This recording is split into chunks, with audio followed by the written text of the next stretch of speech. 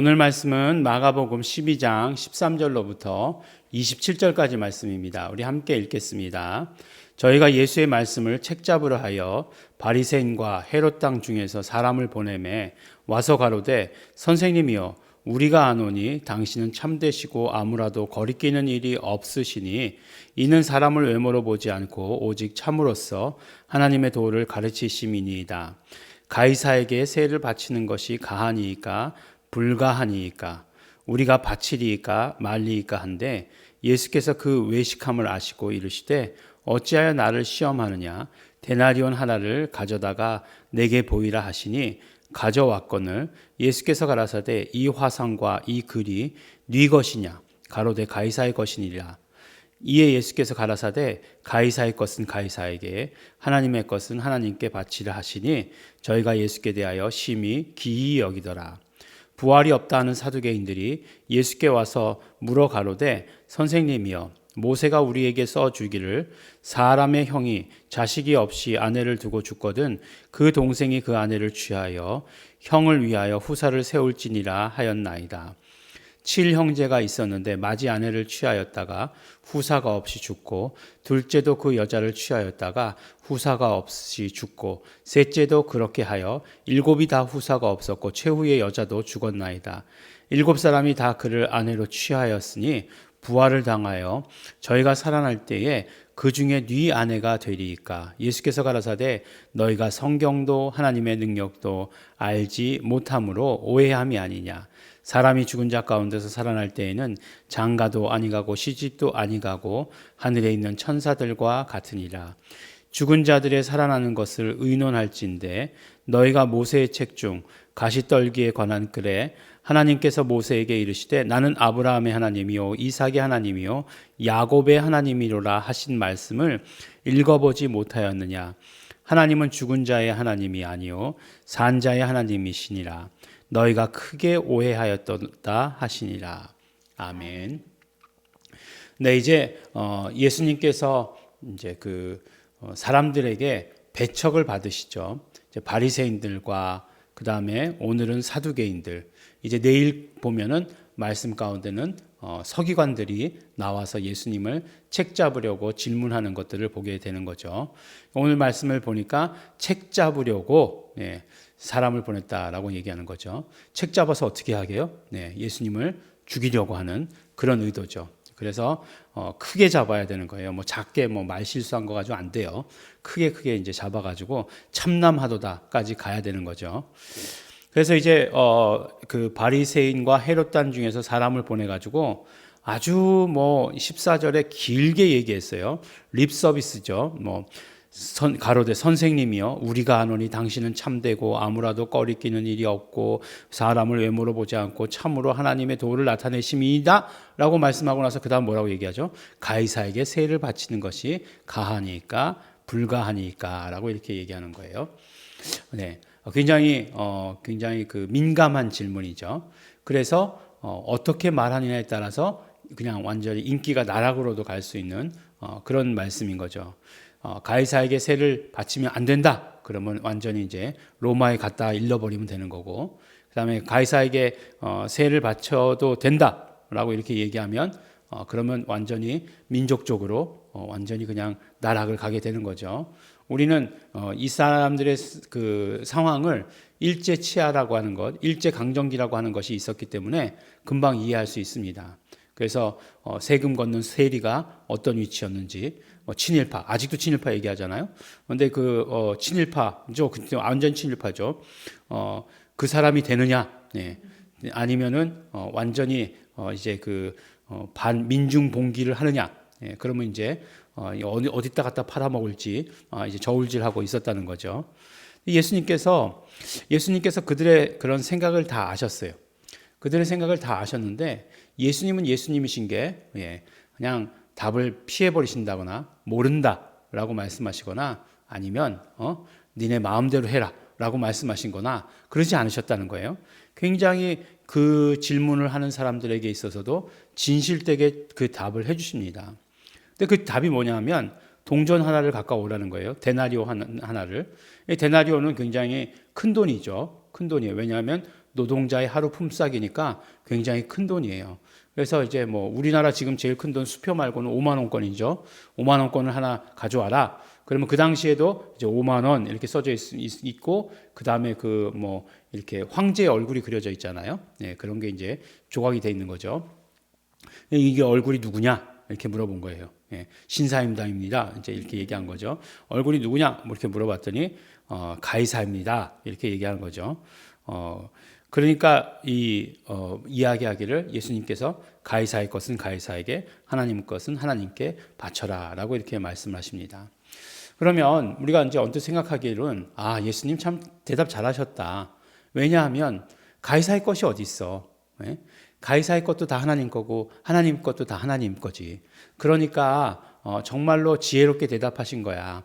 다 하나님 거니까 하나님께 바쳐라 라고 이렇게 얘기하는 거는 우리가 어떤 면으로 이야기하면 성경의 해석을 너무나 우리한테 편하게 하기 위해서 우리가 그냥 이해하기 쉬운 대로 하는 해석이 아닐까라고 하는 생각이 들어요. 그런데 이 말씀 가운데 보면 그 데나리온 하나를 가져왔을 때 이 화상과 이 글이 네 것이냐라고 이렇게 물어봐요. 예. 그렇게 하는 질문은 뭐냐면 꼭 그렇게 질문하시는 것과 같아요. 너는 누구 것이냐? 이렇게 질문하는 것과 같아요. 너는 누구 것이냐? 이 글과 이 그림이 이 조각이 누구의 것이냐? 이렇게 묻는 것은 너는 누구의 소유냐? 라고 이렇게 묻는 것과 같은 그런 질문이 되는 것이에요. 누구에게 속했느냐? 너는 하나님에게 속했느냐? 너는 아니면 이 세상에 속한 자이냐? 이렇게 물으시는 것과 같은 거예요. 정말 그 질문을 해서 예수님을 잡아 죽이려고 하는 그런 빌미를 만들려고 하는 그 사람에게 정말 예수님께서는 진실된 질문을 하고 계신 것이에요. 너는 누구 것이냐? 예. 근데 예수님께서만 이 질문을 하셨느냐? 그렇지 않죠. 정말 이스라엘의 많은 사람들이 그 질문을 했죠. 정말 그 엘리야라고 하는 사람 알지 않습니까? 엘리야와 이제 아세라 그 다음에 바알 선지자들과 이렇게 싸움이 있었을 때 결국 그것이 무엇이에요? 네가 섬기는 하나님이 여호와인지 아니면 바알인지 선택해라라고 하는 거 아니에요? 누구의 소유인지를 선택하라는 거잖아요. 예. 그것이 바로 이렇게 성경이 말씀하고 있는 것이에요. 계속해서 너는 누구 것이냐? 예. 자신의 소속을 정확하게 밝혀야 한다는 거죠. 근데 구약에서 보면 바로 자신의 소속을 밝힐 때에 나는 하나님의 것이다라고 이렇게 얘기할 때 하나님의 이름을 불렀다라고 이렇게 얘기하는 것이에요. 예. 그 이름으로 일컫는 백성 이렇게 얘기하고 있잖아요.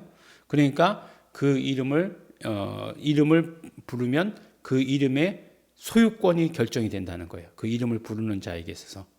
그러니까 하나님의 이름을 부르면 하나님의 소유가 된다는 거죠. 하나님의 이름을 부르는 백성들은 하나님의 소유가 된다는 거예요. 그럼 우리는 어떻게 해야 되겠습니까? 너 소속을 정확히 밝혀. 그러면 우리는 예수 이름을 불러서 날마다 우리 소속을 밝히는 거죠. 소속을 밝히고 또 어떻게 표현할 수 있을까요? 소속을 갱신한다 이렇게 얘기할 수 있는 거예요. 날마다 우리 소속이 하나님께 있습니다. 나는 하나님께 속한 자입니다 하는 것을 갱신하는 거예요. 갱신. 예. 여러분들 그 신분증이라는 거 아시죠? 신분증에는 다 유효기간이 있어요. 우리나라 주민등록증이 참 특이한 거예요. 주민등록증에 유효기간이 없더라고요. 근데 신분증으로 쓰는 면허증에 보면 유효기간이 다 있어요. 근데 결국은 우리가 이제 뭐 누구의 소유다라고 하는 증명은 아니지만 어쨌든지 간에 내가 이것을 가지고 있다는 것의 증거가 그거잖아요. 근데 우리에게 있어서는 매일매일 예수 이름을 부르는 것이 바로 나는 예수님의 소유다. 나는 하나님의 소유다. 라고 하는 것을 밝히는 증거가 된다는 거예요. 그러니까 어떻게 해야 되겠습니까? 나는 내 소유를 늘 밝히는 자가 되어야 되겠죠. 나는 매일매일 내가 하나님의 소유이신 것을 갱신하는 자가 되어야 되겠죠. 예. 그렇게 해야 된다라고 예수님께서 말씀하시고 질문하신 것입니다. 두 번째는 이제 사두개인들이 왔어요. 이 사두개인들은 특징이 뭐죠? 부활이 없다는 거예요. 부자예요. 그러니까 부자인데 부활이 없다. 예. 뭔가 이렇게 일맥상통하잖아요. 그러니까 이 땅의 삶에서 부자로서 사는 게 좋은 거죠. 예. 그래서 부활이 없다. 이렇게 얘기했던 것 같아요. 그러니까 보니까 이 사람들의 신학이 어떻게 결정되느냐? 자신의 환경에 의해서 자신의 신학이 결정되는 거예요. 네. 하나님이 어떠하시다라고 하는 것에 따라서 신학이 결정되는 것이 아니라 내 상황이 이러니까 그 신학이 그렇게 되는 거예요. 아주 그냥 정말 절묘한 질문이다 생각하고 가져왔어요. 뭐냐 하면 바로 형사취수라고 하는 그런 법이 있죠. 이 형사취수라고 하는 게 그 이스라엘에만 있었던 거 아니에요. 우리나라에도 있었어요. 그러니까 형의 아내가 죽으면 형수죠. 형사취수. 그러니까 형이 죽으면 그 형수를 동생이 취하는 거죠. 근데 이거는 그때 당시에 어떤 면으로 이야기하면 그러니까 사회보장법 같은 거죠. 과부는 책임져 줄 사람이 없으니까, 스스로의 경제권이 없었으니까. 지금 뭐 똑같이 생각하시면 안 돼요. 경제권이 없었으니까 형이 죽으면 아무런 그런 어떤 그 경제적으로 고립되는 거죠. 그래서 동생이 거두는 거죠. 그래서 뭐 꼭 아내로 취한다라고 하는 것이 그런 의미만 뭐 열심히 깨벗고 아들 낳고 그런 것만 있는 것은 아니에요. 그런 어떤 사회보장적인 의미에서 그렇게 한 거죠. 그래서 이제 그것이 그 제일 유명한 게 뭐죠? 유다와 다말이잖아요. 예, 그래서 다말이 왜 시아버지인 유다를 에게서 씨를 얻었습니까? 그 아들인 세 형제가 이제 그 막내에게 주지 않았잖아요. 형이 죽고 오난, 그 다음에 셀라인가요? 이 마지막 막내 이름이 생각이 안 나더라고요. 그렇게 해가지고 막내에게 주지 않으니까 결국 유다가 그렇게 한 거 아니겠어요? 그런 거와 마찬가지로 또 그 이야기가 우물가의 여인, 네 남편을 데려오라. 네 남편이 5이나 있을 때 다 네 남편이 아니다라고 얘기한 것, 다 이런 그 제도 속에 있는 것들을 말한 거죠. 그럴 수가 있었다는 거예요. 왜냐하면 한꺼번에 죽는 경우들이 있으니까. 네.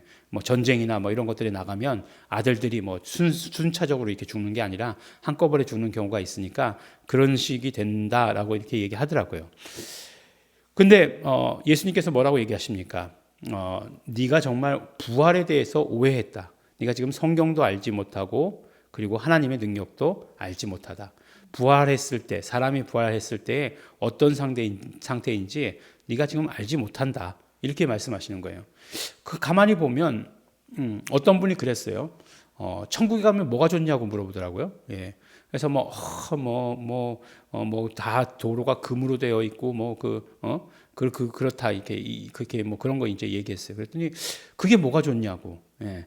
그게 뭐가 좋냐는 거예요. 그래서 그 다음에 이제 뭔가 생각을 해보다가 떠오르지가 않더라고요. 막상 떠오르지가 않아요.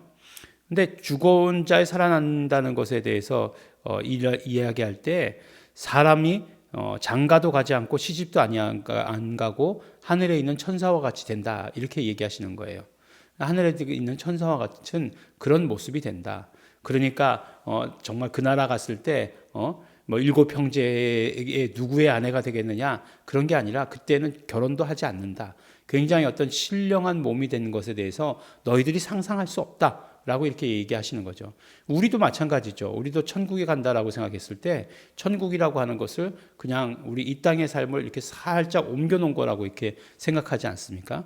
그런데 거기서는 이제 부자로 사는 거죠. 내가 어떻게 살든지 간에 그걸 천국이라고 생각하는 거예요. 예, 많은 사람들이 그냥 물질적인 풍요를 누리고 먹을 거 맛있는 거 많이 먹고 했던 것들 워낙에 동화책에 많이 나왔던 것들을 천국이라고 이렇게 생각하고 있는 사람들이 많이 있어요. 근데 예수님께서 사두개인들에게만 그렇게 말씀하신 건가요? 아니요, 우리에게도 그렇게 말씀하신 거예요. 너희가 정말로 천국이 어떤 모습인지 모르고 있다. 그 신령한 몸으로 변화되는 것에 대해서 너희들이 깨닫지 못하고 있다라고 이렇게 얘기하면서 우리 하나님은 어떤 하나님이시냐? 죽은 자의 살아난다는 것에 대해서 말할 때에 하나님은 죽은 자의 하나님이 아니시고 산 자의 하나님이시다라고 이렇게 말씀을 하십니다. 그러면서 산 자의 하나님이라고 하는 것이 무엇이냐? 아브라함의 하나님, 이삭의 하나님, 야곱의 하나님이라 하신 말씀을 듣지 못했느냐라고 이렇게 얘기하고 있어요. 그러니까 아브라함의 하나님, 이삭의 하나님, 야곱의 하나님은 바로 어떤 의미냐면 언약의 하나님을 말씀하는 거예요. 언약하신 하나님. 언약하신 하나님이에요. 근데 그게 왜 산자의 하나님이시냐? 언약이라고 하는 것은 결국 예수 그리스도를 통해서 완성돼요. 예수 그리스도를 통해서 완성된다는 것은 무엇이냐면 예수 그리스도를 통해서 인간은 살게 된다라고 하는 것을 말씀하는 거예요. 그러니까 예수 그리스도를 믿는 자가 사는 자예요.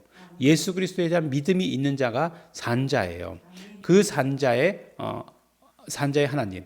그러니까 영원한 그 언약의 성취를 가지고 있는, 그 성취를 믿고 있는 자들의 하나님, 그게 산자다라고 이렇게 말씀하시는 거예요. 그러면 믿음이 없는 사람, 예수가 없는 자, 쉽게 얘기해서는 죽은 자다 이렇게 얘기하는 거죠. 그러니까 산자는 예수가 있는 자, 죽은 자는 예수가 없는 자 이렇게 말씀하고 있는 것이에요. 그러니까 결국 무엇입니까? 부활에 대해서 이야기할 때 부활이라고 하는 건 결국 뭐예요? 우리가 예수가 있는 자가 사는 게 부활이에요. 그렇게 우리에게 말씀해 주시고 계시고, 하나님은 산자의 하나님이시다. 철저하게 산자의 하나님이신 것을 말씀해 주시는 것이에요. 죽은 자들에게 있어서는 관심도 기울이지 아니하시는 하나님이시다라고 이렇게 얘기하십니다. 여러 질문들에 대해서 물어보세요. 질문했을 때 예수님께서 오히려 너에게 물어보시는 거예요. 너는 누구 것이냐? 이렇게 물어보세요. 또 부활에 대해서 얘기했을 때 너는 산자니? 이렇게 물어보십니다. 그 그 질문에 대해서, 예수님의 질문에 대해서 우리는 매일매일 답변할 수 있어야 되죠. 뭐라고 답변해야 됩니까? 나는 예수님의 것입니다. 나는 예수님께 속한 자입니다. 하나님께 속한 자입니다. 나는 예수 그리스도로 산 자입니다.